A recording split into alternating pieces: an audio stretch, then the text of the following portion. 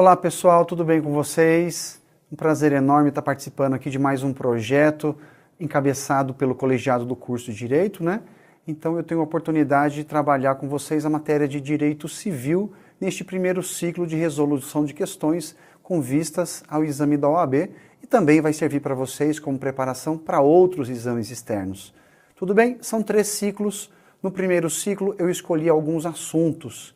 O primeiro deles será direitos da personalidade, o segundo, capacidade, depois, personalidade jurídica, falando especificamente das pessoas jurídicas, e por fim, trataremos dos direitos reais, como vocês sabem, a mais bela matéria do direito civil, não é?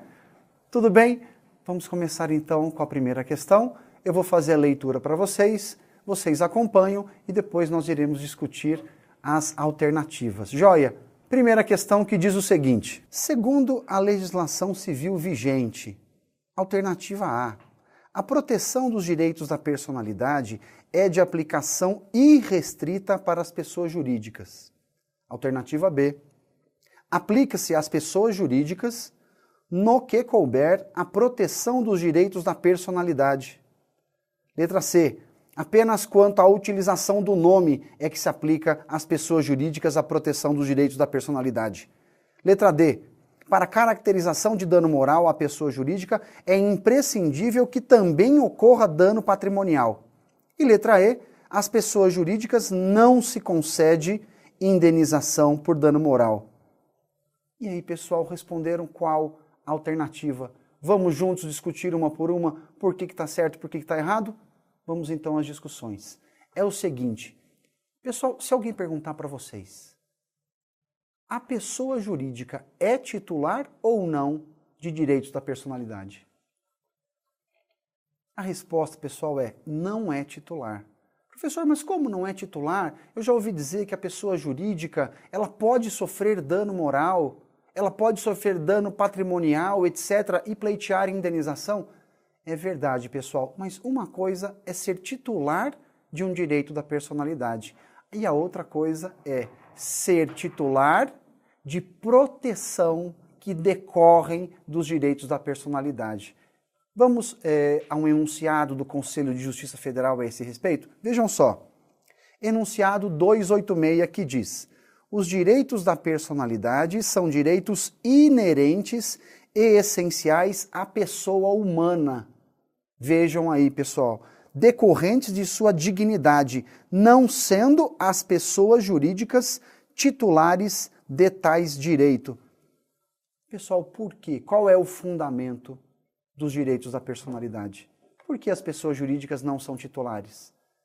Pessoal, direitos da personalidade têm como fundamento a dignidade da pessoa humana. Este é o fundamento. Os direitos da personalidade, eles compõem um rol exemplificativo no Código Civil. Mas como é um rol exemplificativo, nós podemos verificar a abertura para novos direitos da personalidade. Joia! E aí vem a pergunta, e a pessoa jurídica? Ela tem proteção, não tem proteção? Como é que funciona? Vamos dar uma olhadinha no artigo 52 do Código Civil? Vamos a ele. Diz o Código Civil o seguinte. Vamos encontrá-lo aqui. Artigo 52. Aplica-se às pessoas jurídicas no que couber. Olha a observação. No que couber a proteção de direitos da personalidade. Então, pessoal, nós temos que fazer uma comparação. Pessoa física, a quais direitos da personalidade você terá proteção? Eu posso pensar em proteção de uma pessoa física, a imagem dela, a honra dela, a integridade física, a integridade psíquica de uma pessoa física. Pergunto para vocês, uma pessoa jurídica teria proteção à integridade psíquica? Claro que não.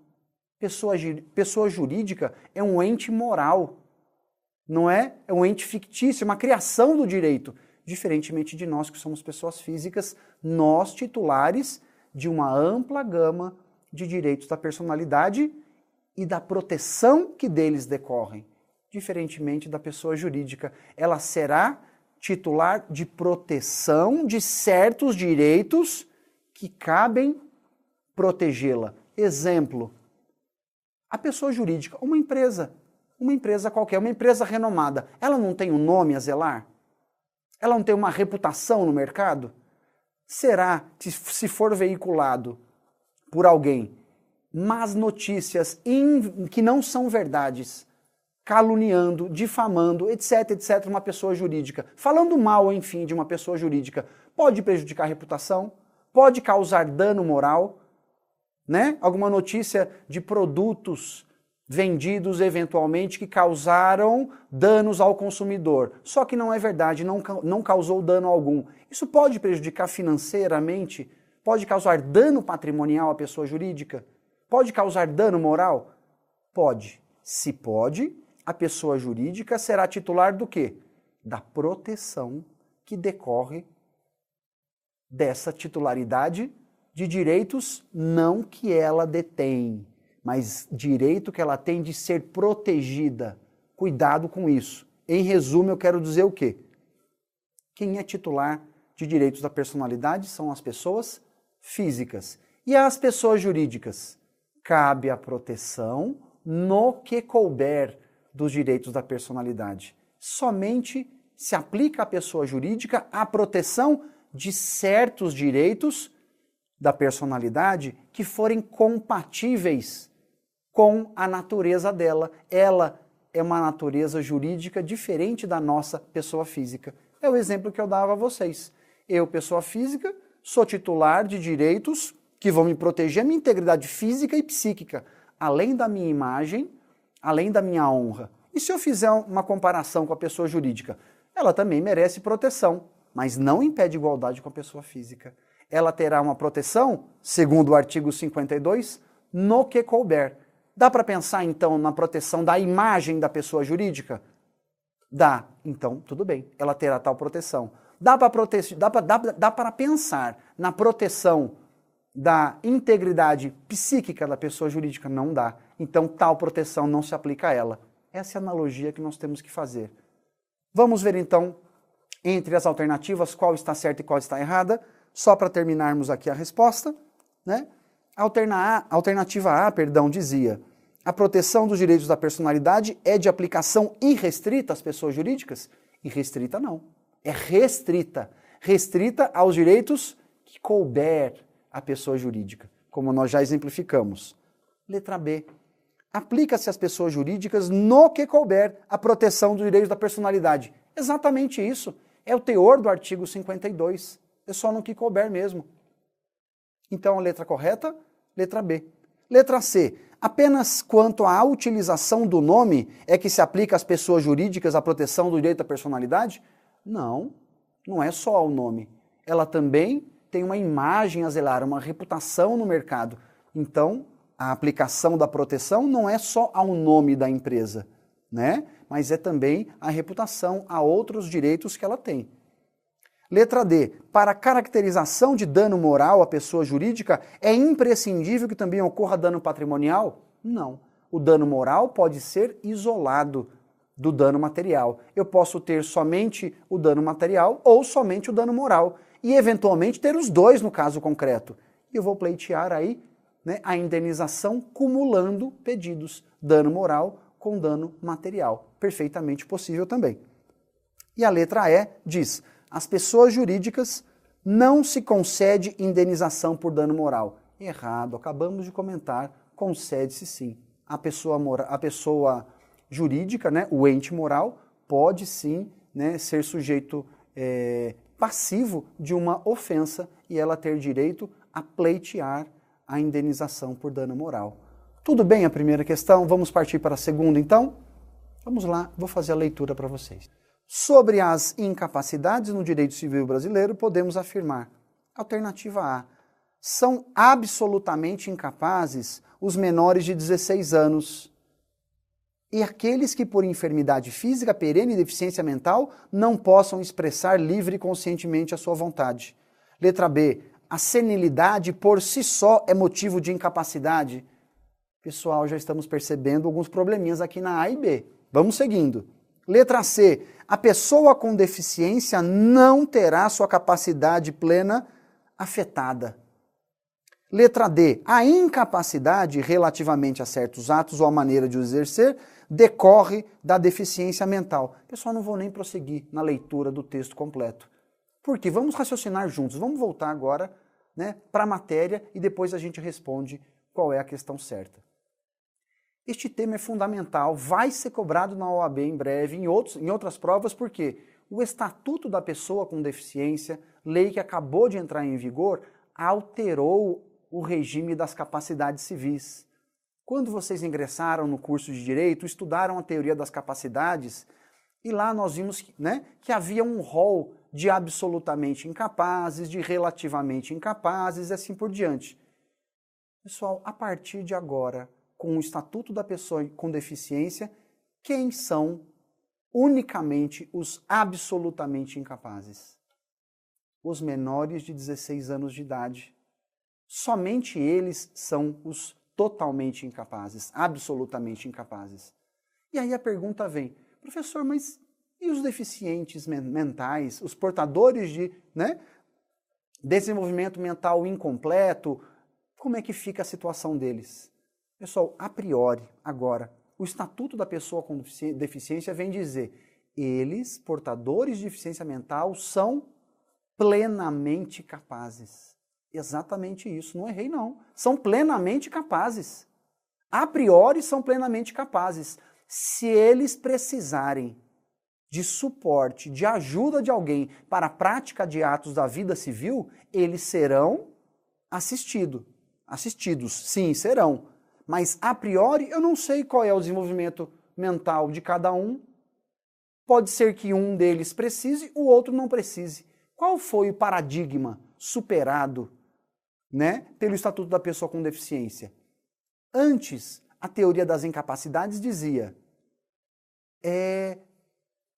incapaz aquele que tem desenvolvimento mental incompleto. Ora, mas colocava-se todos os portadores de desenvolvimento mental incompleto numa vala comum, sem saber qual deles precisava de uma assistência para a prática de um negócio jurídico e qual deles não precisava. Esse é o ponto. A doutrina especializada diz, a priori, a dignidade humana do portador de necessidades especiais, a priori a dignidade humana deles era ofendida, porque todos eram colocados numa vala comum, como se a deficiência fosse igual para todos. Mas isso não é verdade. Nós sabemos que em cada caso concreto eu posso ter diferentes graus de incapacidade. Eu posso ter diferentes graus de desenvolvimento mental. Ora, se eu posso ter diferentes graus, pode ser que um portador de deficiência mental precise de assistência para a prática de um negócio jurídico e pode ser que outro não precise. Essa é a filosofia do Estatuto da Pessoa com Deficiência. Tirar a ideia daquele que era considerado incapaz, colocá-lo no regime agora da capacidade, dizer, ele é capaz. Mas aí vem a preocupação. Professor, e os atos que ele eventualmente praticar? Serão nulos, serão anuláveis? Ele incapaz, que era incapaz e que agora é capaz, o portador de necessidades especiais, ele pode ser prejudicado pela má-fé de um credor, de alguém que se relacione com ele, não é verdade? Tem todas essas preocupações, pessoal. O Estatuto da Pessoa com Deficiência, ele traz um novo marco teórico para o direito civil, e não só para o direito civil, para o direito como um todo. Ele traz reflexos em vários ramos do direito. É um desafio interpretativo para nós todos, operadores do direito. Em cada caso concreto, nós teremos que analisar qual ou quais precisarão de uma assistência, de um suporte de pessoas de sua confiança para a prática de atos jurídicos e qual não precisará. O Estatuto da Pessoa com Deficiência também fez nascer no direito civil um instituto novo chamado tomada de decisão apoiada. Não existia isso. A tomada de decisão apoiada é um instituto pelo qual este portador de necessidades especiais, desenvolvimento mental incompleto, ele poderá escolher duas pessoas de sua confiança para assisti-lo em determinados atos da vida civil. Ele pode ser capaz para alguns atos e incapaz para outros. E para aqueles que não for capaz, ele precisará de suporte para tomar decisão, para celebrar o negócio jurídico. Percebem a diferença? Ele era incapaz antes da nova lei. E agora, capaz. Capaz, plenamente capaz.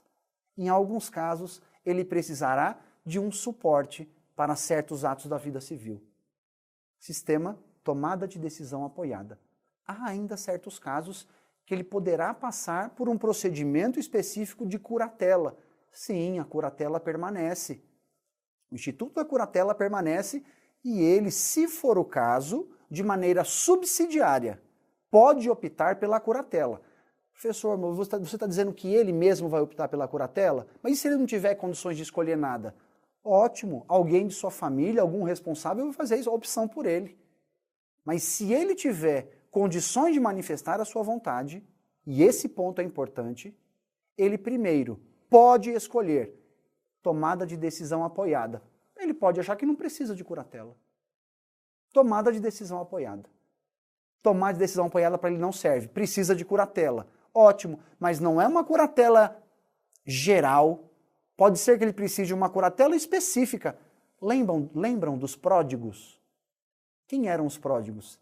Eram aqueles, e são aqueles, que não têm condições de administrar o próprio patrimônio. Para todos os outros atos da vida civil, eles têm aptidão, eles têm capacidade, mas para dispor do próprio patrimônio não tem. É a analogia que nós fazemos agora com os portadores de deficiência mental. Ele pode ter capacidade para certos atos e não para outros. Então ele pode precisar da decisão, da tomada de decisão apoiada para aqueles atos específicos para o qual não tem capacidade. Ou a curatela específica, subsidiariamente a curatela. Vocês encontram isso no Código Civil tranquilamente. Primeira opção, tomada de decisão apoiada. Suporte de pessoas que o auxiliem. Não é suficiente, precisa de curatela, alguém que cuide dele de maneira prolongada no tempo, enquanto ele precisar desta ajuda. Tudo bem, curatela. Mas curatela para quais atos da vida civil? Cada pessoa, a partir de agora, será tratada de maneira singularizada, na medida da sua necessidade especial. E não mais tratada como era antes do Estatuto da Pessoa com Deficiência, como um incapaz geral, aquele que não consegue fazer nada. Na prática, a gente sabe que não é verdade. Joia, em linhas gerais, essa é a filosofia do Estatuto da Pessoa com Deficiência. Aquele com desenvolvimento mental incompleto, a partir de agora, ele é plenamente capaz. A deficiência mental, portanto, não afeta mais a capacidade civil. Tenham isso em mente. Vamos responder agora as questões? Vamos lá. Alternativa A dizia: são absolutamente incapazes os menores de 16 anos e aqueles que por enfermidade física perene e deficiência mental não possam expressar. Errado. Acabamos de falar. Aqueles que por enfermidade, deficiência mental não podem expressar livre e conscientemente à vontade não são absolutamente incapazes. Não são. Somente absolutamente incapazes são os menores de 16 anos de idade. Somente eles. Tudo bem? Vamos para a próxima alternativa. Vejam lá. Letra B. A senilidade por si só é motivo de incapacidade, pessoal? De jeito nenhum. Uma pessoa com idade avançada, eu posso ter um parâmetro objetivo, dizer a partir de 70, 75 anos de idade já é? De jeito nenhum. Né? A única incapacidade etária está relacionada aos menores de 16 anos de idade. E ponto final. Joia. Letra C. A pessoa com deficiência não terá sua plena capacidade civil afetada, podendo inclusive exercer o direito à família, o direito de decidir o número de filhos e o direito à guarda, tutela, curatela e adoção como adotante ou adotando. Exatamente isso. Ela é dotada de plena capacidade e cada caso concreto será analisado em sua singularidade, como nós comentamos. Artigo 6º do Estatuto da Pessoa com Deficiência. Depois vejam aí com calma no material de vocês. Joia? Essa, portanto, é a alternativa correta. A letra C. E a letra D? Diz, a incapacidade relativamente a certos atos ou a maneira de os exercer decorre de deficiência mental. Não decorre. Não decorre mais. Da deficiência mental não decorre mais automaticamente nenhuma incapacidade. Pessoal, terceira questão, vamos a ela, que diz o seguinte, o tema agora é desconsideração da personalidade jurídica. Paulo foi casado por muitos anos no regime da comunhão parcial com Luana, até que um desentendimento deu início a um divórcio litigioso. Temendo que Luana exigisse judicialmente metade de seu vasto patrimônio, Paulo começou a comprar bens com capital próprio em nome da sociedade da qual é sócio e passou os demais também para o nome da sociedade, restando em seu nome apenas a casa em que morava com ela. Acerca do assunto, marque a opção correta. Pessoal, eu não vou nem fazer a leitura das questões para não estender demais o nosso tempo aqui. Vamos fazer um apanhado teórico e depois nós vamos para as alternativas para responder. Pode ser? O assunto aqui tratado, só pela leitura do enunciado, vocês já perceberam que é exatamente a possibilidade de desconsideração da personalidade jurídica desta sociedade da qual Paulo faz parte. E isso por quê? Porque ele estava agindo de má fé, ele está escondendo o patrimônio na pessoa jurídica exatamente para não repartir o seu patrimônio, né, com a sua ex-cônjuge. Joia isso? Pessoal, nós temos duas possibilidades de desconsideração. A desconsideração direta e a desconsideração inversa da personalidade jurídica. Eu sei que vocês já sabem disso, estão acostumados com isso. A questão é a seguinte, muitas vezes nós esquecemos, né, e é importante frisar, porque isso aqui sempre é cobrado em concursos públicos em geral e também na OAB. Nós temos mais de um fundamento para a desconsideração da personalidade jurídica. Em direito civil, no começo do curso, nós vemos no artigo 50, o artigo 50 diz que é preciso que se prove abuso da personalidade jurídica, configurado pelo abuso, né? Configurado pelo abuso de poder ou pela confusão patrimonial. Tudo bem, pessoal. O artigo 50 adotou a denominada teoria maior da desconsideração da personalidade jurídica. Por que se chama teoria maior? Porque exige mais requisitos. Quais requisitos? Abuso da personalidade jurídica, configurado por confusão patrimonial, né, ou abuso de poder. Joia. Este é um dos fundamentos legais para a desconsideração. E a desconsideração consiste em quê? Em levantar o manto da pessoa jurídica, desconsiderando a independência patrimonial e cobrar a dívida do patrimônio do sócio, da pessoa física que faz parte da pessoa jurídica. Também já sabemos disso. Pessoal, ao lado do artigo 50 do Código Civil, quais são outros possíveis fundamentos legais para o pedido de desconsideração da personalidade jurídica? Vejam lá outros exemplos. Artigo 28 do Código de Defesa do Consumidor, consolidação das leis do trabalho, lei de crimes ambientais, que é a Lei 9.605 de 98, todos eles também trazem dispositivos legais que autorizam ao juiz desconsiderar a pessoa jurídica e cobrar a dívida do sócio. Autorizam. Só que esses outros dispositivos, não o Código Civil, mas, por exemplo, o Código de Defesa do Consumidor e outros, eles não exigem muitos requisitos, como o Código Civil exige, para desconsiderar a pessoa jurídica.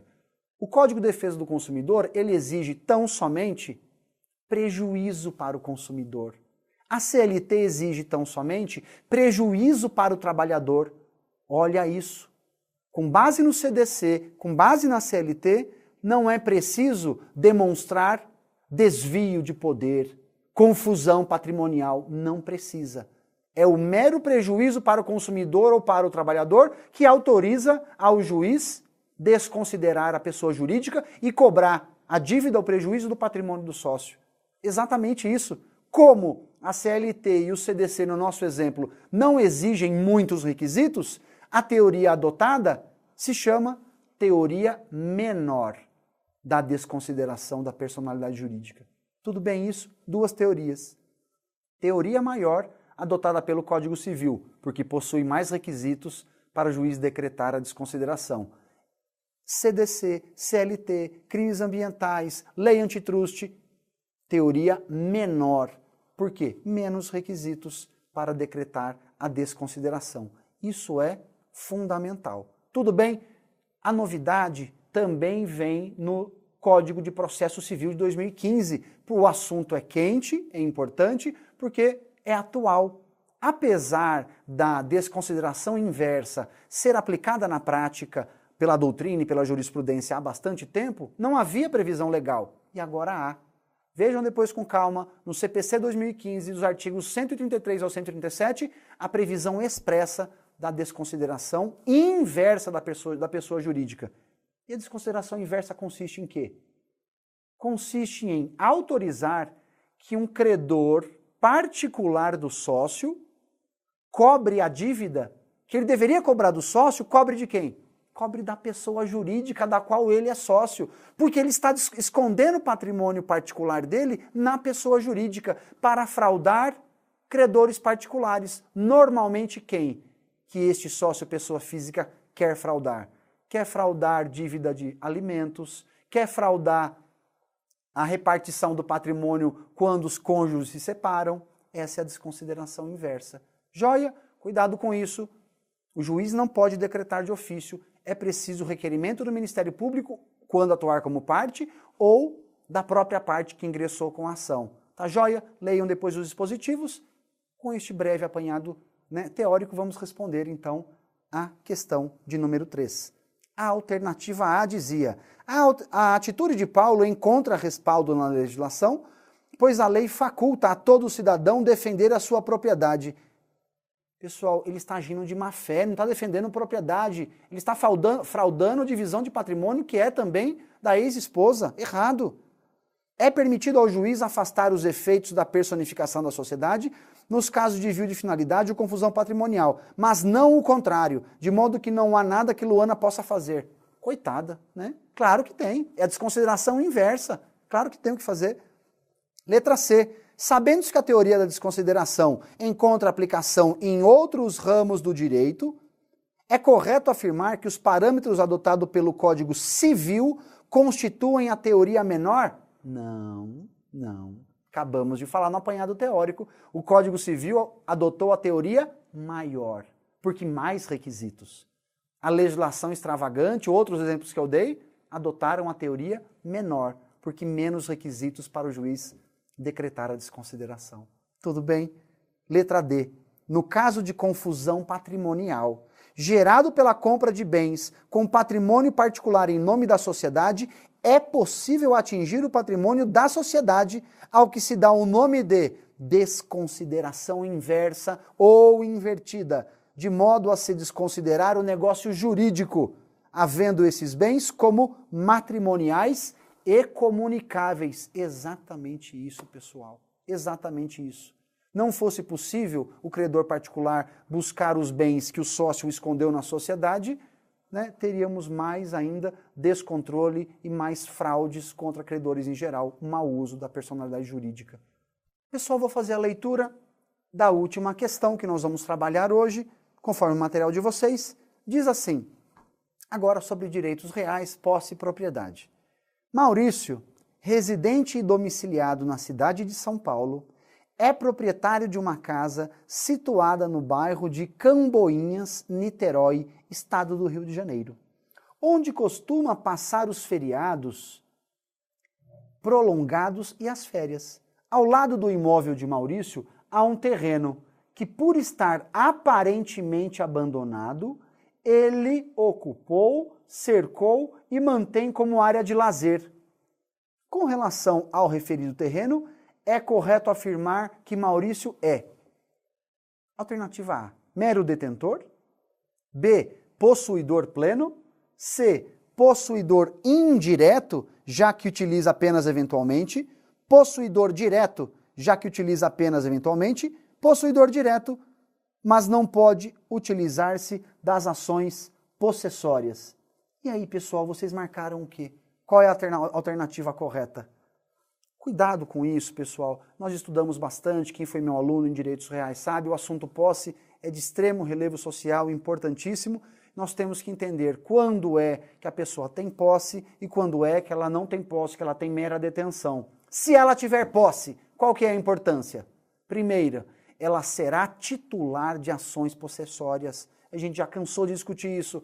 Interdito proibitório, manutenção de posse, reintegração de posse. Só é titular dessas ações quem é considerado possuidor. E também, a depender do tipo de posse que a pessoa tem, na linha do tempo, a posse mansa, pacífica, prolongada, ininterrupta, pode levar a consequência da usucapião. E a usucapião, já sabemos, é modo originário de aquisição da propriedade. Por isso é importante saber se determinada pessoa tem o bem a título de posse ou cuida, usa, mas cumpre ordens de alguém e não tem posse, tem mera detenção. O mero detentor não vai usucapir nunca o imóvel enquanto ostentar a condição de detentor, a não ser que ele deixe de ser detentor, rompa o vínculo de subordinação, por exemplo, e é sempre aquele exemplo clássico do caseiro, se ele deixa de ser caseiro, na cabeça dele começa a se comportar como dono, junta provas testemunhais documentais que ele deixou de ser caseiro em certa data. E a partir dali ele assume uma condição de possuidor e ainda mais com vontade de ser dono, na linha do tempo, ele era detentor, se tornou possuidor e sem preencher os requisitos legais pode se tornar proprietário. Essa é a importância da matéria. Tudo bem? E aqui neste caso, o que Maurício tem em relação ao terreno? Vejam só, o enunciado diz, ao lado do imóvel de Maurício, há um terreno que, por estar aparentemente abandonado, ele ocupou, cercou e mantém como área de lazer. Pessoal, o enunciado está dando a deixa para nós. Por acaso ele usa eventualmente? Por acaso ele usa às escondidas? Por acaso ele está usando mediante violência, clandestinidade? Se for qualquer desses casos, estaríamos diante de mera detenção. Mas não é detenção. Por quê? Aqui o enunciado está nos dizendo, ó, ele ocupou, cercou, ele está tendo cuidado de dono. Ele usa como área de lazer para ele, se comporta como dono em relação à coisa. Então, na linha do tempo, está configurando posse e não mera detenção. Certo? Conclusão, ele vai poder usucapiar um dia se assim continuar. Tudo bem, já é posse e não é detenção. Que tipo de posse é esta, pessoal? Direta ou indireta? Nenhuma das duas, não é verdade? Porque para ser direta ou indireta, tem que ter uma relação jurídica que coloca o possuidor no contato com a coisa. Uma relação jurídica entre ele, possuidor, e o proprietário. Qual relação jurídica? Real ou obrigacional? Pode ser um contrato de locação, um contrato de arrendamento, um contrato real do tipo usufruto. Se houver um contrato, uma relação jurídica que coloca a pessoa na posse, a posse dela é direta, enquanto estiver vigendo o contrato. Maravilha. Aí sim a relação jurídica faz nascer as duas posses, direta e indireta. Mas no caso aqui concreto, não. Ele passou a ocupar e a cuidar como dono. Não tem relação jurídica entre ele, possuidor, e o proprietário. Então a posse não é direta e nem indireta. Que posse é esta? Posse natural, posse também chamada de posse plena. Ele é possuidor pleno.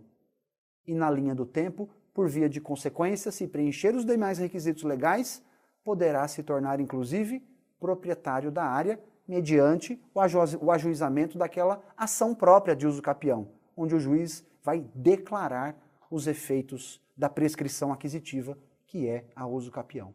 A alternativa correta, pessoal, diante de todo o exposto? Mero detentor? Não. Letra B, possuidor pleno. Alternativa correta. Pessoal, com isso, nós encerramos por aqui a nossa participação. Agradeço a todos pela atenção e até o próximo ciclo. Grande abraço para vocês.